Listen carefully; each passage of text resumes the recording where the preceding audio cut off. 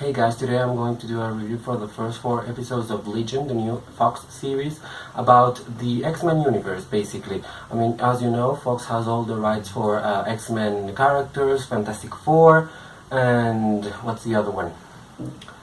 Well, some other Marvel characters, and Marvel, the MCU, has all the rest. So instead of Deadpool, I was going to say, yeah, Fox has, people are saying like, oh, give the rights back to Marvel, but I think that after Logan and after Deadpool and after Legion, Fox is not going to give anything away to Marvel, like, at all. So it's very exciting that they are, I'm just sitting straight.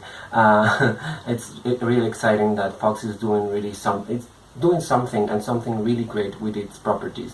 So let's talk Legion. Legion is a character called David Haller, who at the start of this series he's in a mental hospital because everyone thinks he's schizophrenic and paranoid, and a lot of mental issues are with him, and everyone thinks he's basically insane. But we learn very soon that he's actually a mutant, and not only a mutant, but he's the strongest mutant ever in the world, everywhere. So he's so powerful that he has powers that he doesn't even know he has. I mean, that powerful he is. So it's very interesting. Dan Stevens plays him, that you may know from Beauty and the Beast, the movie, or Downton Abbey, actually, and or some other movies that he has done, but not really that big of a deal. I mean, Downton Abbey was amazing. I love that show, and he was great in it. And I haven't seen Beauty and the Beast. Some people love it, and some people are boycotting now. So that's really, really interesting, but he's in there, and that's a big property too. So here he plays this paranoid person that has, a bunch of memories, and he has a conflicting relationships with everyone because he thinks he's sick. But when he learns that he's not sick, once he's rescued by a group of people, spoiler alert, all this video is a big spoiler, he's rescued by a group of people that are, basically they are all mutants, and they want to protect themselves from the government because the government is chasing mutants to exterminate them. And wouldn't you know it, one of the people that is helping them is actually a mutant. We learned that in the 4th episode, which was last week, and that was really, it wasn't surprising, but it's kind of great to know what they're doing with that character, because you wonder, like, why would a fellow mutant, do something to harm other mutants? So it's really interesting. Besides, the series is not in a normal format, let's say that. I mean, it's really confusing sometimes because it mixes memories, and we learn now that some of the memories that David is showing us might not be real. He might have, his subconscious might have created all these memories, all this life, and that's not the real life he had. So it's really crazy because you don't really know what you're going to step on, basically, watching this show. However, it has like more grounded moments. For example, when he's at the facility with all the other mutants. And I have to say that this series is not like the X-Men movies where they have the budget to show like a big powers every so often. You don't really see a lot of mutant powers here. I mean, they are really subtle, and the powers that they have are powers that can be shown without a lot of visual effects. For example, the girlfriend that David has, he cannot touch her. He's a little bit like Rogue, played by Anna Paquin in the movies.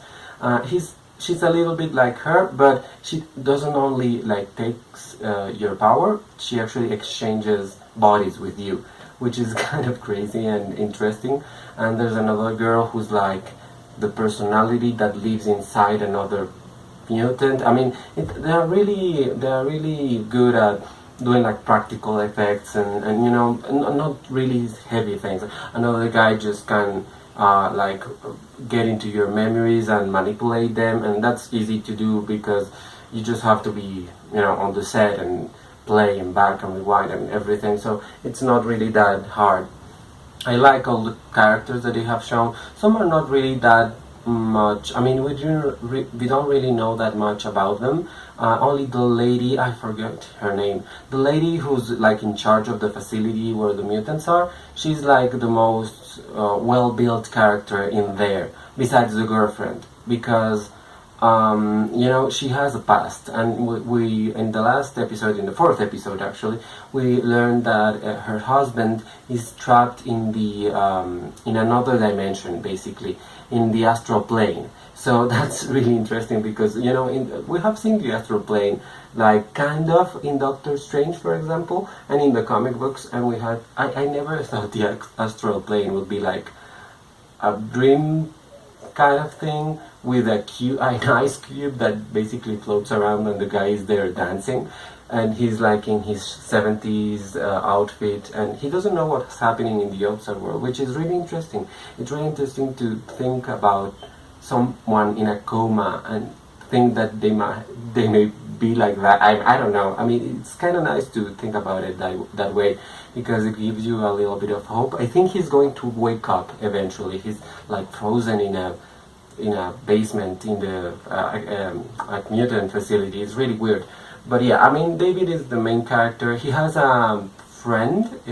I don't remember her name. It's played by Aubrey Plaza, and I don't really like that actress. I think she's extremely annoying as her personality. I did see some episodes of Parks and Recreation. I never liked her in that, and I actually never quite liked Chris Pratt in that, to be honest. And I don't get the hype for Chris Pratt. I think it's cute, of course, and he's not a bad actor, but I don't think he's a good actor either. I mean, not at all. And it's the same with her. I mean, but in here, she actually amazes me because in some scenes, she's really believable as a drug addict and just a person that has lost it. I mean, she has really lost it. And she was with David in the mental health facility.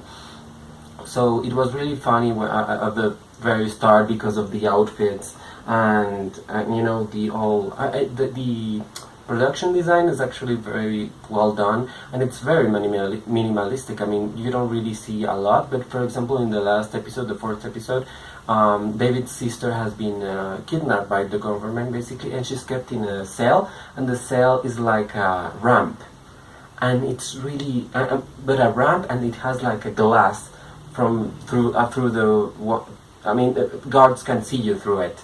So it's really an amazing design for a cell, and really uncomfortable, and it really does what it's supposed to do. And I think it's really commendable that a series that's supposed to be about mutants and, you know, like visual things, has the time to really build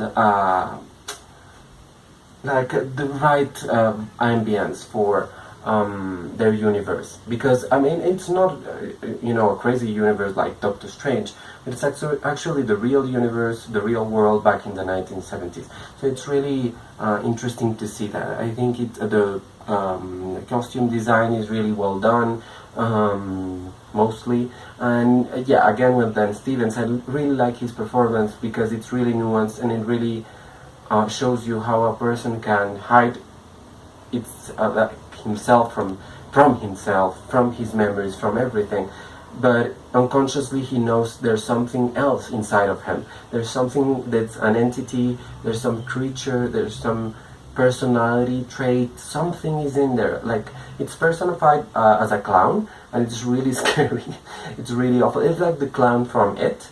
Just imagine that, but like fat, and it's really awful. And every time, and the music is actually very good, because every time that character like image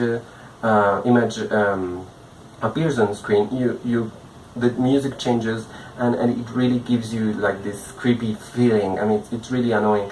So I think it's really well done in that sense, the music, and then Steven's performance is always on point, because he's always confused when he really has to be confused, and he really knows how to convey the experience of a person that knows that something is happening inside, something it's happening with his mind, but he doesn't really know why or what it is. And I think that's a really great like commentary on so many things that people go through. I mean, people happen to, I mean, there are many people who actually live with things like that, with bipolar disorder or with multiple personalities or things like that, and it's really a difficult thing.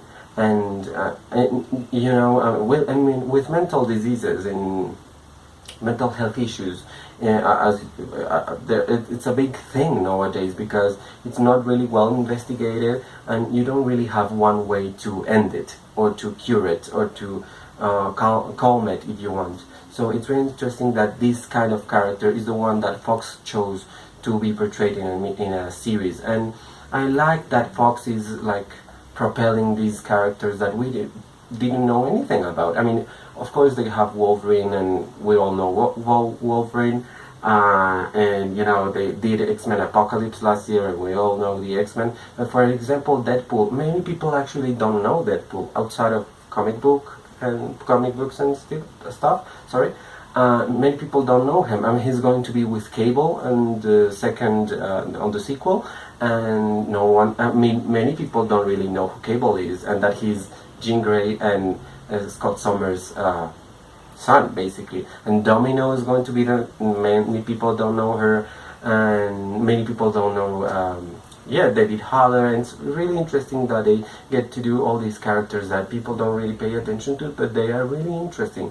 And maybe even more interesting that Marvel, the Marvel characters that are on the TV series. I thought, as you may know, I thought that the last series, Luke Cage, was really weak, extremely boring and repetitive. I didn't like it at all. I just didn't. I mean, I watched like 3 episodes and I was done. I was like, no. I just cannot see this. I may see Iron Fist. I'm not really hyped for it. I'm not really that interested, but I may see it. And I want to see the Defenders just because Sigourney Weaver is in that, because I love her. But that's it. And I think that Fox may be in a position, I think they're going to do an X-Force miniseries, like, you know, like short series. And I think they're in a position to do a much better job at TV series than the MCU. I really think so, because MCU is very formulaic in their take on the characters, and it's really every time is the same thing basically. And Fox is doing like some really different stuff. I mean, it's really hard to follow sometimes Legion, and that's why it's so interesting. It's so confusing but so rich at the same time, and I think it's really great. I'm going to see the next 4 episodes, and I'm going to do a review after I watch the whole season. So expect that to be coming, I don't know when, in April, May. I think at the end of April the series should be done. So I will be doing that video. So meanwhile, watch these 2 last videos here and subscribe to my channel on the button here or here. You have all the options. Thank you so much for watching this review, and sorry if I rambled a bit. Thank you so much. Bye. And like this video and comment, of course. Bye.